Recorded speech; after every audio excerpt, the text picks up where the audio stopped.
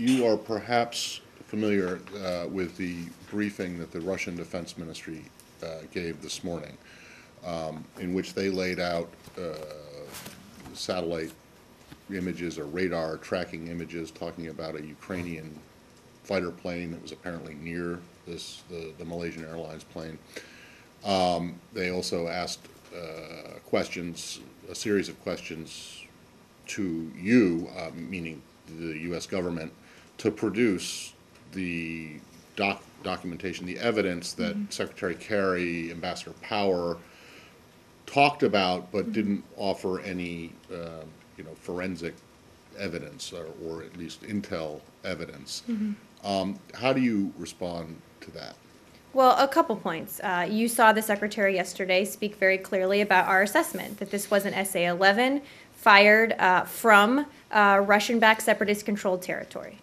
That we know, we saw on social media afterwards, we saw videos, we saw photos of the pro-Russian separatists bragging about shooting down an aircraft that they then took down. Once it became clear that it may have been a passenger airline.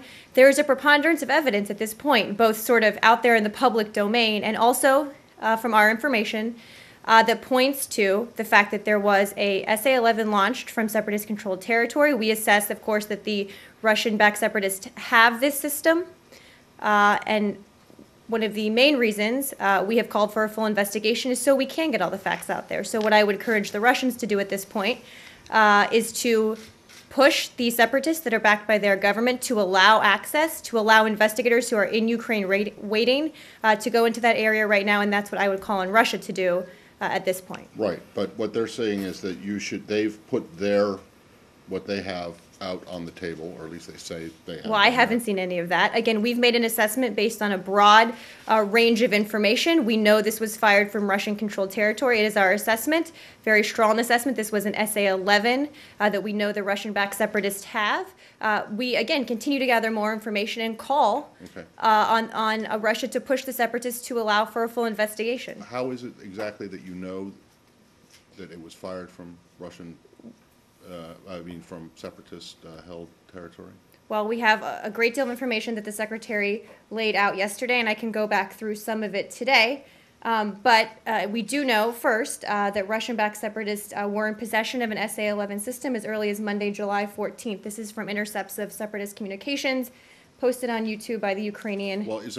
Well, is there anything other, because, I can keep going if you want to jump in. Well, is there stuff that's other than social media that Yes, absolutely, there is. So what is it that's other than social media? At this point, Matt, we've said what our assessment is, a very strong assessment publicly. If there's more information that's based on that we can share, we're happy to do so. We'll continue looking at that. But look, this is what we know as of right now, based on open information, which is basically common sense, right? We know where it was fired from. We know who has this weapon. Well, I don't backed know. up, It's backed disputed, though. Backed up by a host of information that we have gathered about who did this, where it came from, and what the weapon system was. So we're just telling you what we know now. Right, one of the reasons we've called on Russia to push the separatist sit-backs into an investigation so we can get all the facts. Instead of holding press briefings and making statements, maybe the Russian government should call on the separatists they support to allow an actual investigation. Right, but that's what you've done. You've held security Well, we don't council have leverage meetings with the and separatists. going- I would say the Russians do, and they're not using it. So let's have them use it. I think we're talking at cross purposes here. I'm asking you. Wouldn't be the first time.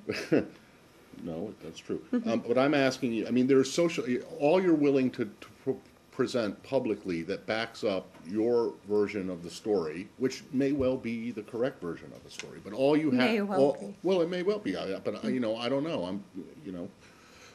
Because I haven't seen your evidence that shows that the missile was launched from rebel-held territory. But you're saying, so the only thing you're willing to put out publicly is the social media accounts. The social media. That's part of it. Right, but there is social media accounts that says that disputes that, or that claims to present a different version. So what would that version be, Matt? Well, there are many theories, but you're saying most that of all which are those completely accounts, illogical. Well, I would point out all of the accounts that do not support your version of events are wrong, and all of the ones that do support it are right. Look, we make assessments based on a variety of intelligence and a variety of information, some of which we can talk about publicly, and some of which we can't. And we also, and look, if you just take a step back, right? We need there to be an investigation so we can get all the facts, period. But on top of that, we have public information, which is, of course, the easiest for us to talk about, Right. of the separatists bragging about having the system, bragging about the attack that took place, and then walking back from it when it became known that it was a passenger jet. I would ask people who don't believe our assessment to say, okay, what other possible explanation could there be for that? They Well- defy logic, right? Well, I don't know if it So defies logic when or you not, but- start from a place of you have separatists out on, again, this is the easiest piece of information for us to talk about, online bragging about it. Start there and then work from there and work from all of the evidence we have that we are confident we know where it was fired from. We're confident we know what it was.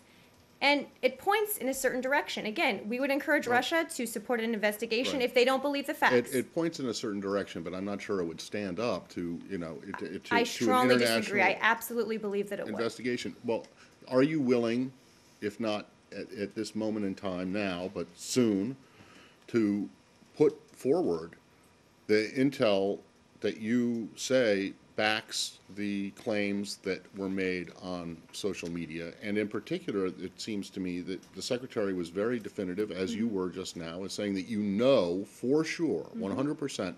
I didn't say that the- 100%. Nothing is 100% in any world, Matt, but go ahead. It is our assessment, very Okay. strong assessment. Very strong assessment that the rocket, that the missile was fired from the rebel-held territory. And, I mean, you can't, there is no social media that I'm aware of that would Well, lead to at the time that MH17 flight dropped out of contact, we detected a surface-to-air missile launch from a separatist-controlled area in southeastern Ukraine, Yes. which we believe was an SA-11. What you want is the intelligence that underlies that. Yeah, well, I mean, the Russians have challenged, I'm just saying, the I'm just trying Russians to have clarify the said, question. we've shown, we put out our radar images, which show this Ukrainian plane near, at least, that, well, they have. I mean, Right. why don't you put out your? Well, unfortunately, I don't have original declassification authority, Matt, but, Okay, wait, let me finish. But, look, we have endeavored to make public as much information as possible. Obviously, if you're dealing with an intelligence assessment in part, so we are sometimes limited in what information we can share. That's why I think you saw the Secretary speak much more forward-leaning about why we believe this and Right. how we believe it. Sometimes you can't get into all the specifics. We endeavor to put as many out as possible. We're continuing to see if we can do more. Okay.